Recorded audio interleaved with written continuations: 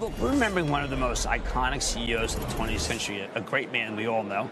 Jack Welch has died at the age of 84. This is somebody who really understands the situation. We got to bring in former GE board member and co-founder of Home Depot and a fantastic investor and philanthropist, Ken Langone. Ken, can you give us your thoughts about Jack Welch? Well, it's an enormous loss. It's a loss for everybody. Jack had a great life. Jack and Susie had a wonderful, wonderful marriage. His retirement years were nothing but joy and happiness, writing books and founding his university, online university, which became a big success. But Jack, if Jack was anything, Jack was the strong devotee of education, both in GE and after GE. He had a great knack and a great talent for developing people far beyond what they thought their capabilities were. He was a motivator. He was a fierce competitor, but he was also a compassionate competitor. He understood the importance of a pat in the back. He understood the importance of self-respect, and I always marvel at the way Jack would, when somebody's career was near the end at GE, or they weren't going to go much further where they were, Jack would make sure he had a chat with him. And at the end of that chat, most of the time, the person would feel like, hey, I just was told my future's gone here or it's over, but damn it, I feel like I just got a promotion. Because he gave him hope, and he would also reach out. He'd make sure the headhunters knew that this fellow, gal, was available and they were talented. And they'll do a great job wherever they go. And in fact, I don't know the exact number, but I'm guessing, and I think I'm pretty close to right. At one time, 3 or 4 of the Dow Jones 30 stocks were run by guys that were trained under Jack Welch. He loved to compete on the golf course. He loved to compete in business. But as I said, his competition knew limits in the sense that he had compassion to go with it. He was a great sense of humor, a great humility. Everybody called him Jack in the company, secretaries, drivers, you name it. He made an effort to make sure that we're one big team. He celebrated effort, and he had no time for mediocrity in anything. If people were giving it their very best and they weren't going to do much better than that, as I said, he would make the effort to understand that they knew they had a future, not there but someplace else, and he was going to help them realize that future. So those are my memories of Jack, besides the fact that he was a fun guy to be with. We used to have so much fun in private, on the golf course, on trips. He and Susie was a love affair. Jack and Susie was a love affair. They met in Jack's later years, and they got married, and her children effectively treat Jack just as if he was their natural father. And he had a great relationship with them, as with his own children. So it was a life well led, and a great human being with kindness and compassion and great competitive spirit. He knew how to overcome disadvantage. Jack, had a stutter, and he proved that he could rise above whatever challenges that presented. At the same time, he was a staunch supporter of the organizations that were focused on helping people with stuttering. He'd go to all of their events.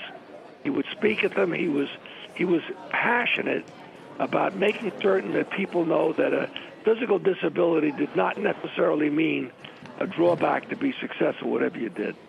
And he was a great inspirer of people. He wanted people to know that if they did their very best and gave it all they had, he would do everything he could to make sure they realized success. Ken, can you speak to the legacy of Jack from a kid from Salem, worked all the ways up, versus what's going on in politics now, where there are people, Democrats, for instance, who really don't give a darn that someone started from nothing and made themselves something and then helped so many thousands of other people? What's happened? Why did that go away? Well, Jim, let me tell you, the one thing Jack celebrated was merit and meritocracy. And unfortunately, frankly, too many of our politicians are more interested in how they project and what their image is like, as opposed to what they accomplish or what they do. Jack had no time for fluff. Jack had no time for propaganda. Jack knew when he was running a company or a business within GE, it had to be number one or number two. And every effort had to be made to make sure it was number one or number two. Today, Jim, our politicians, it's all about how do I look, how do I project, how do I appear. It's more mirage than it is substance. And Jack wanted no part of that. And go ahead. But, Ken, isn't it true that this country wants someone like Jack, who started from nowhere and created, really took a company out of, oblivion and made it into one of the greatest companies on earth? We actually, isn't there an undercurrent that is being missing, really, Ken, where we like guys like Jack? Good. You know why? They deliver the freight. That's why they get the job. It's no coincidence that Jack never went into the government. Jack could have been Secretary of the Treasury. He could have been. Anybody would have wanted Jack Welch in their cabinet. I'm talking about Clinton. I'm talking about Bush. I'm talking about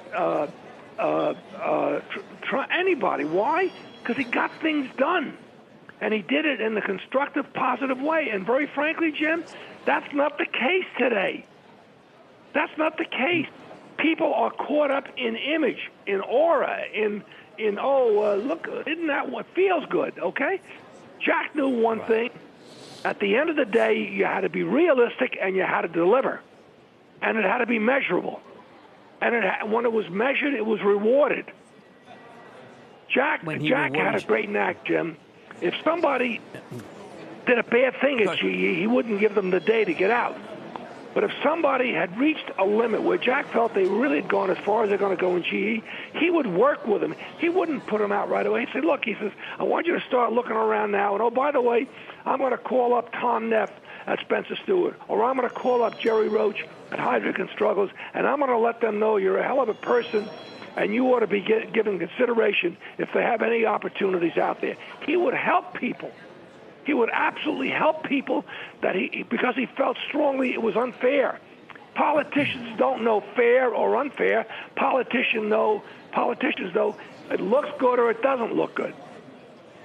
That's the difference. Well, Ken, please speak to the idea that he had a bench. You can't all be CEO. You can't have 5 CEOs. But there were 5 people at any given time that could have been a CEO who then went on and became great CEOs elsewhere. That's my point. Look at Dave Cody, went on to Honeywell. Larry Johnston went on to Albertsons.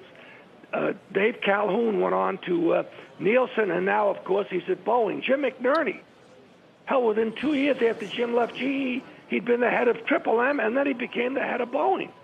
And you go on and on and on. Glenn Heiner, I can name all these.